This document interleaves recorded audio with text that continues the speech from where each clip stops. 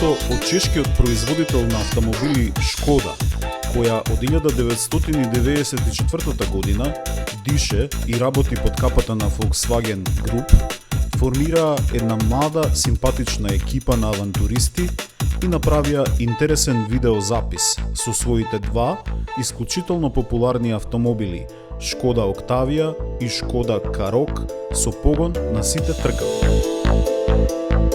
За своето патешествие овој пат беше избрана Албанија, со своите тесни ридско-планински патеки, мирни езера и прекрасно сино море.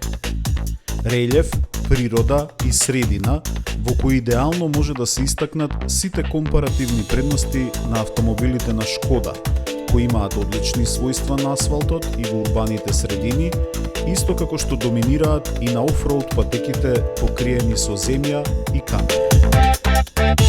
Како што истакнуваат од Шкода, за оваа авантура е избрана Албанија како земја во која брендот постои и се продава од далечната 1950 година и се уште е исклучително популарен бренд со пазарен удел од одлични 12%.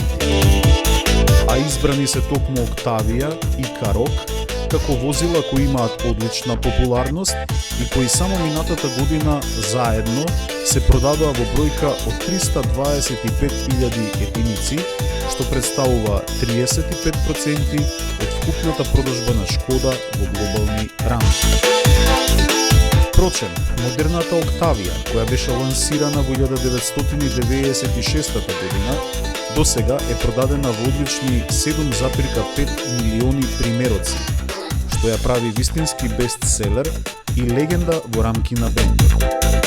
Со своите продажни бројки таа е во листата на топ 10 најпродавани автомобили во Европа и лидер во класата на компактни автомобили. Сериозни бројки од продажбата отпаѓаат на Октавија комби или караванската изведба, во која моделот доминира во Европа. И токму поради тоа, оваа есен луѓето од Шкода планираат да објават нов концепт кој треба да ја нацрта иднината на караванските автомобили произведени во Чешка. И Карок, според своите продажни резултати, е веднаш зад Октавија. Од официјалното лансирање во 2017 година до денес, тој се има продадено во импресивни 800.000 примероци. Октавија е опремена со бензинскиот мотор 2.0 TSI со моќност од 150 kW или 204 конјски сили и погон на сите тркала.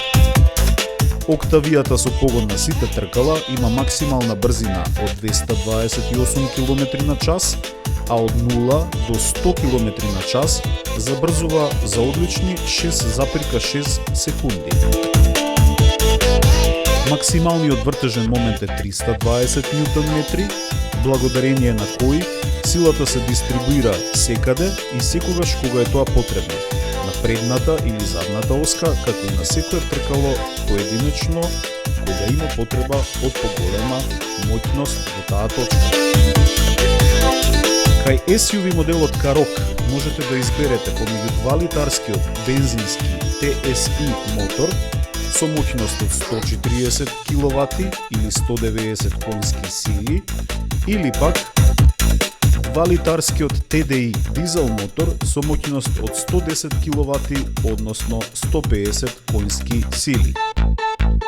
Бензинскиот Карок од 0 до 100 км на час спринтира за 7 секунди и достигнува максимална брзина од 221 км на час. Двата модели во својата 4x4 варијанта се особено практични за сите клиенти со авантуристички стил на животот. Имаат електрично склоплива кука со која може да се транспортираат приколка или трейлер, држачи за велосипеди и друга опрема. Во оригиналната дополнителна опрема може да се порачаат и душек на надувување, кој може да послужи како удобна постела кога ќе се спуштат задните седишта, вреќа за спиење, мобилна скара, ладилник или термофор за одржување на температурата на пијалоците, а секако за камперите На располагање може да се стави и специјален шатор кој е мобилен и се поставува на кровот од возилото. Двата модели имаат сериозен безбедносен пакет на опрема, како што се преден асистент со заштита на пешаци, асистент за заштита на екипажот, асистент за патување, страничен асистент. На своето патување низ Албанија, авантуристите застанаа на Скадарското езеро, каде посетија неколку знаменитости и замоци, а подоцна можеа да уживаат во водите со своите суп даски. На крајот, што поубаво од вечера и дружба покрај езерските води. Следниот ден караванот уживаше во восхитувачкиот планински предел на албанските Алпи со врвови до 2000 метри надморска височина. На третиот ден пак можеше да се тестираат и офроуд перформансите на Карок, движејќи се по земјената патека до мостот Ура Емесит, изграден во 1770 година, пошто екипата се упати кон аеродромот во Тирана.